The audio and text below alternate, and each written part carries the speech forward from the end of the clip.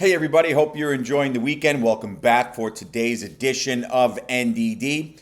I'm Pete Mulroy, and plenty to get into today and throughout the weekend. Irish invasion concluding Friday out in South Bend. But the big news outside of that, on a bigger picture, broke Friday that schools have been given the legal green light to pay student athletes directly, which is a major development in this fresh era of college sports. This has been headline news.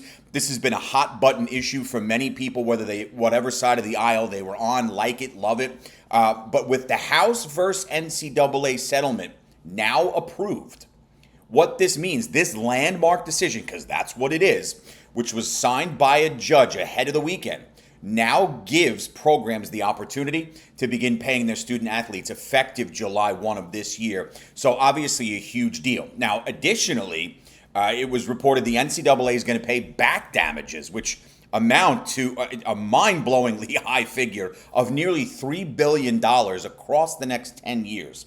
So the NCAA's got to basically back pay the next 10 years upwards of $2.5 to $3 billion to athletes who were in competition from 2016 through right now, through today, which just adds another layer to this. NIL hit the ground running in 2021, and it sort of did open the door to the possibility of this happening. And again, while many are going to have their opinions on it, both good and bad, the decision is now final. And to me, I understand student athletes wanting to make significant money when their names are being put out there. I totally get it. But I do think this is going to hurt for football purposes, the group of 5 teams. When you talk about big picture encompassing different sports outside of football and basketball, those Olympic sports or the non-revenue sports. What do I mean by that? Fencing, golf, tennis, swimming, soccer, whatever it might be. They'll take a hit.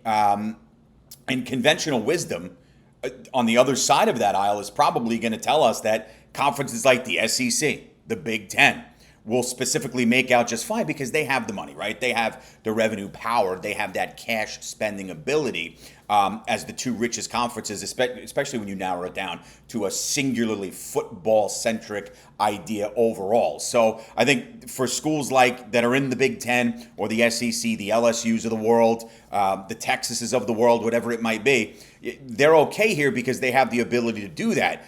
An Alcorn State, an Arkansas Pine Bluff, a Boise State, as good as they've been football traditionally, it's just not there. Mid-majors take a hit, and those group of 5 teams obviously take a hit as well. What is interesting when you talk about the group of 5 versus the Power 5, CBS then, because the news continues to break, updates are coming, that CBS Sports was reporting that schools within the Power 5, now what do I mean by the Power 5? Big Ten, ACC, Big 12, Pac-12, SEC, are going to be able to allocate north of $20 million annually to student athletes. So that's an important layer to understand here, that exists as part of this entire agreement with the House versus NCAA, which again was signed ahead of this weekend. From an ND perspective, for Notre Dame purposes, we can go back a year when it was former President John Jenkins who said at the time that he wanted Congress to intervene because to him, the perception was that pay to play is just going to totally dismantle the competitive balance. And he wanted, and many agreed with him, that the competitive balance should remain because the emphasis shouldn't just be out there on the gridiron, on the ice, on the hardwood, on the diamond, that it should be based on the idea that athletes are not employees, but rather students in pursuit of degrees. So with Congress intervening here, at least from what Jenkins had previously wanted, now you see all this money involved and you're going to be able to directly pay athletes at these universities. Look, Notre Dame not hurting for money, right? They have financial funding, but there's always going to be those who feel differently about it. And obviously when you were university president, like John Jenkins was at the time, yet you want that emphasis on getting the degree, the student before athlete, hence the name student athlete. But either way, it's a landmark decision for college athletics. It's something I think we probably all knew was coming, and it's one that changes the landscape in a major way. So just transitioning out of that obviously huge news The decisions kind of happened, relatively quickly from when we had started talking about this only a couple of months ago. You talk about Irish invasion. This past Friday went well. You had over 100 prospective football players on campus, mostly from the 27 and 28 recruiting classes. And while Notre Dame quarterbacks that were there received most of the buzz, potential Notre Dame quarterbacks, more on that in a minute, the Irish did extend offers to a handful of non-signal callers, 6 as a matter of fact, with 4 of them being from the state of New Jersey. Asher Giotto, 2028 from the Bowl School in Jacksonville.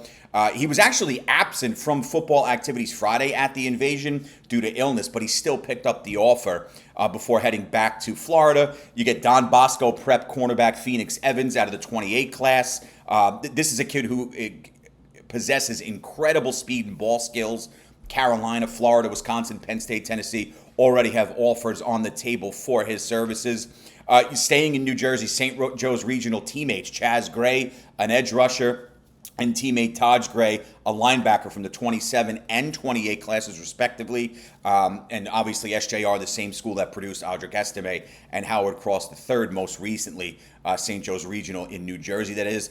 Bergen Catholic edge rusher Jackson Vaughn, who's another kid from New Jersey in the 28 class, while Alan Kennett, a linebacker from Cali, picked up an offer as well. Notre Dame likes to keep that Jersey pipeline. They like to rock in Texas as well. And when you think about 4 of these offers out of the 6 given post-Irish invasion coming from the state of New Jersey, I mean, there's great history there with players from the Garden State who were impactful and notable one way or the other. We talked about Brandon Wimbush, what he's doing now with the new Real American Wrestling organization, getting involved there and just getting a huge promotion. But guys like Quentin Nelson, Red Bank Catholic, Elijah Shoemate, Don Bosco, obviously Estime, Cross III, Don Schuler, who comes from Irvington, Ryan Grant, the great running back, Don Bosco, Anthony Fasano, had a hell of a career at Verona High School in New Jersey, and then did great things in South Bend, and obviously the great Joe Theismann, who was a South River kid during his time in high school. There's more. That's just a few of them. But that Notre Dame pipeline with New Jersey remaining intact, and that is a big deal. Irish invasion, another rousing success this past Friday, and Notre Dame doing its due diligence with a lot of guys who came in to offer, 6 of them, with 4 of them being from the state of New Jersey. One of those guys who is remaining in the limelight from the QB position is Malachi Ziegler, who I've talked about on the program before, one of the top talents in the entire 27 class, 6'2", 205, and he raves about Coach Gino and the Notre Dame coaching staff. Really enjoyed the day Friday at Irish Invasion, loved being back in South Bend. I mean, this is a kid that has, if you've seen the film, you know exactly what I'm talking about. Quick release, natural passing skills, just looks comfortable back there. And Notre Dame got another great look at him Friday at Irish Invasion. And it is important to note that as of today, while Notre Dame hasn't offered a quarterback in the 27 class just yet, it doesn't mean that they are not impressed by what they have been seeing from the likes of a Jamison Purcell or, in this instance, the Louisiana kid, Malachi Ziegler. He's going to visit Ohio State this upcoming week. Trips to Michigan, Tennessee, SMU on the docket as well. Has played great at Benton High throughout his few couple years there. Wisconsin, Texas Tech also on his heels. Arkansas, Baylor. And then you've got the home state schools, Grambling State, Louisiana, and Louisiana Tech. It's interesting that no real momentum from LSU as of yet, but again, it is still early. But the Irish love everything they're seeing about Malachi Ziegler, who, important to note also, not taking anything personally that he didn't receive an offer out there, because Notre Dame, again, has not offered one player yet in the 27 class from the quarterback position, but we know eventually that will change. And as I said yesterday, and we'll keep doing this, I love that the chat boxes down below the page on YouTube continue to remain active. Stay active. Let me know what's on your mind. What do you agree with? What do you disagree with? I know people were trying to give me some flack for the Minchie versus Carr battle. I'm not the only one that has read and learned and talked to some buddies out in the know and viable resources. I mean, I do my research, folks, here. I'm not in the business of BSing you. And could the idea that Kenny Minchie has possibly a leg up in the QB1 race with CJ Carr sort of just be a smokescreen? Perhaps. We don't know. We'll see how it goes. But The Athletic, I'm a big proponent and fan of what they write and produce, seem to agree with me. New York Times put a piece out as well. Look, it's not out of the question. Kenny Minchey was a big recruit in his day when Notre Dame went out and got him, bringing him in from Pitt. Obviously, the same deal with the five-star C.J. Carr. So we will see it, but I appreciate the comments coming back and forth. It's been a hell of a lot of fun. As always, I appreciate everything, the uptick in views and downloads, and I want you to subscribe. Not for the numbers. I want you to subscribe because you like the program, because you enjoy the program. It's fun to interact with people. I love doing this. It gives me, another reason outside of my teaching schedule and coaching my school's baseball team to have a little fun and talk about the team we all love, the Fighting Irish of Notre Dame football. So I really greatly appreciate it from everybody. I want you to stay involved. I want you to stay active. Feel free to reach out on socials right here across the Fan Arch platform, and of course by chiming in each and every day on Notre Dame Daily. I will talk to all of you tomorrow. Enjoy the weekend, and as always, go Irish.